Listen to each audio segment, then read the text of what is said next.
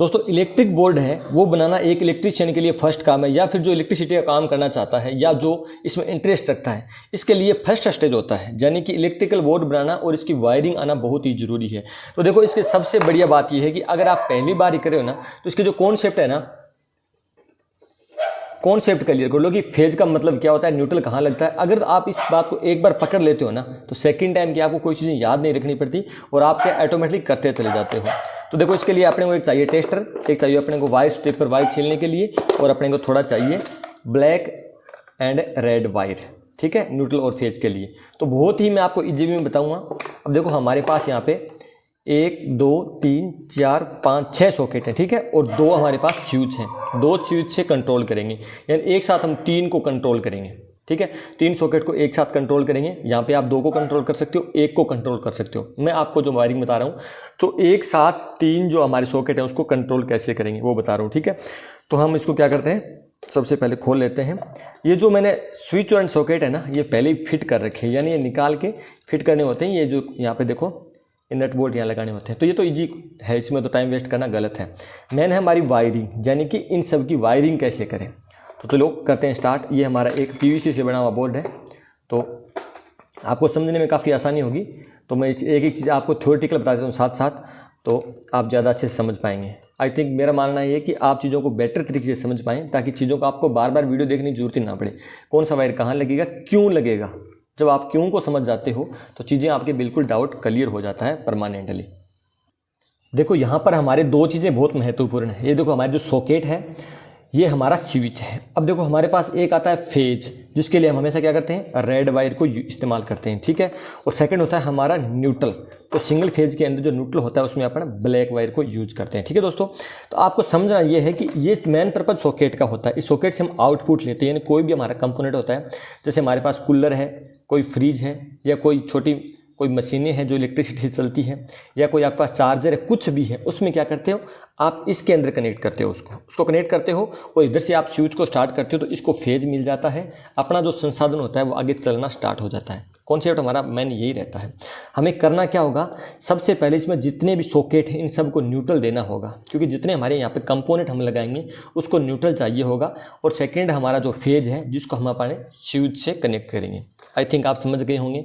मेरे कहने का पर्पज़ ये है कि जितने भी सॉकेट हैं सब में न्यूट्रल चाहिए और फेज चाहिए। न्यूट्रल आपको डायरेक्टली दे देना है, यानी किसी को कुछ नहीं पूछना, न्यूट्रल का एक लूप दे देना है सब में। यानी जितने भी सॉकेट, जैसे 6 सॉकेट है, 1 2 3 4 5 6 को सबसे पहले न्यूट्रल दे देते हैं। यहाँ तक आप बात को समझ रहे हैं। तो चलो मैं सबसे पहले 6 के अंदर न्यूट्रल को कनेक्ट कर देता हूँ। अब हमने फर्स्ट जो सॉकेट उसमें न्यूट्रल दे दिया, इसी तरह सेकंड थर्ड सब में इस प्रकार न्यूट्रल दे देंगे। देखो वायर में कम से कम कट लगाने, जितने ज़्यादा बड़े कट लग जाते हैं ना, उसका मतलब ये होता है कि वायर वीक हो जाता है और उसकी कैपेसिटी भी घट जाती है। और एक बात आपको ये भी ध्यान रखना है कि न्यूट्रल के लिए हमेशा ब्लैक वायर यूज करना है। ऐसा मैं नहीं बोल रहा हूँ, ऐसा इंडिया का जो स्टैंडर्ड रूल है इलेक्ट्रिसिटी का, वो बोल रहा है कि न्यूट्रल के लिए हमेशा ब्लैक वायर यूज करो, ताकि आपके बाद कोई और भी काम करेगा तो पहचान जाएगा कि जो ब्लैक वाला है वो न्यूट्रल है। इसलिए दोस्तों कलर कोडिंग का इस्तेमाल किया जाता है। जो हमारा ब्लैक होता है वो न्यूट्रल के लिए होता है, और जो हमारा रेड होता है वो हमारे फेज के लिए होता है, ग्रीन वायर अर्थिंग के लिए होता है। तो ये चीज़ आपको जरूर ध्यान में रख लेनी, ठीक है। तो अभी आप देख सकते हैं जो सारे सॉकेट हैं उस सब के अंदर न्यूट्रल को हमने कनेक्ट कर दिया है। आप इजीली यहाँ तक पूरे समझ चुके हैं।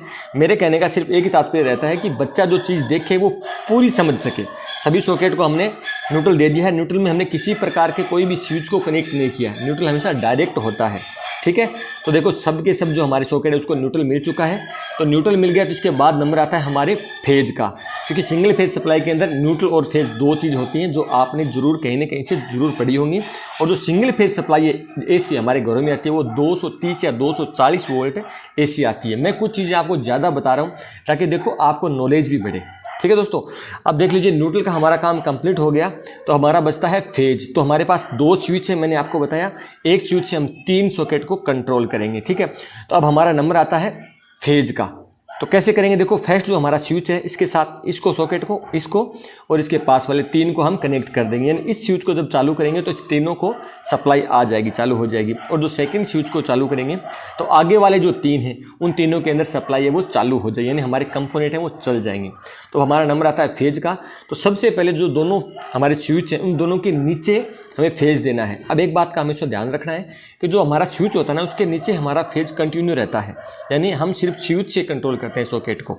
जैसे स्विच को बंद करते हैं तो सॉकेट के अंदर सप्लाई नहीं जाती है, मगर स्विच के नीचे हमेशा सप्लाई जो कंटिन्यू रहती है। तो यहाँ पर आप देख सकते हैं दोनों स्विचों को मैंने अभी फेज से कनेक्ट कर दिया है। अब नंबर आता है हमारे सॉकेट का। तो हमेशा ही जो स्विच के नीचे वाला जो कॉन्टेक्ट होता है वहाँ पे आपको फेज देना होता है डायरेक्ट, ऊपर से आपको आउटपुट निकालना होता है। ऐसे मैंने यहाँ पे किया है। तो ये देख सकते हैं आप, मैंने जो स्विच है उससे फर्स्ट हमारा सॉकेट है, सेकंड है और थर्ड है, तीनों को हमने यहाँ से कनेक्ट कर दिया है। एक स्विच से तीनों को कनेक्ट कर दिया है। जो हमारा सेकंड स्विच बचता है उसके द्वारा हम जो बाकी 3 जो सॉकेट बचे हैं उन तीनों में अभी कनेक्शन कर देते हैं। ठीक है, तो आपको सारे कॉन्सेप्ट आसानी से समझ में आ रहे हैं। अगर नहीं आ रहे हैं ना तो आप मेरे को कमेंट से में सेक्शन में लिख देना, मैं चीज़ों को आपको क्लियरिफाई कर दूंगा। मेरा मोटिव एक रहता है, चाहे 10 लोग समझें, जितने भी लोग समझें, चीज़ों को पूरी समझें, ताकि भविष्य में बार बार चीज़ों को रिवाइज ना करना पड़े। बिना किसी डाउट के आपके न्यूट्रल और फेज का जो सारा कॉन्सेप्ट है वो समझ में जरूर आ गया होगा। यहाँ पे एक बार फिर देख लीजिए, स्विच से हमने क्या किया, इसके जो फेज को कंट्रोल किया है, न्यूट्रल को हमने सभी को डायरेक्ट में लगा दिया है। तो यहाँ तक आपके कोई भी डाउट नहीं रहना चाहिए, 1% भी डाउट नहीं रहना चाहिए। ठीक है दोस्तों, अभी हमारा सारा कनेक्शन कंप्लीट हो चुके हैं। सारे कनेक्शन एक बार फिर से टाइट कर देना है और उसके बाद इस बोर्ड को अपन पैक कर देते हैं। पैक करने के बाद इसका फाइनली टेस्ट ले लेते हैं। इलेक्ट्रिसिटी का कोई भी काम करते हो उसके लास्ट में उसको एक बार चेक जरूर कर लेना चाहिए।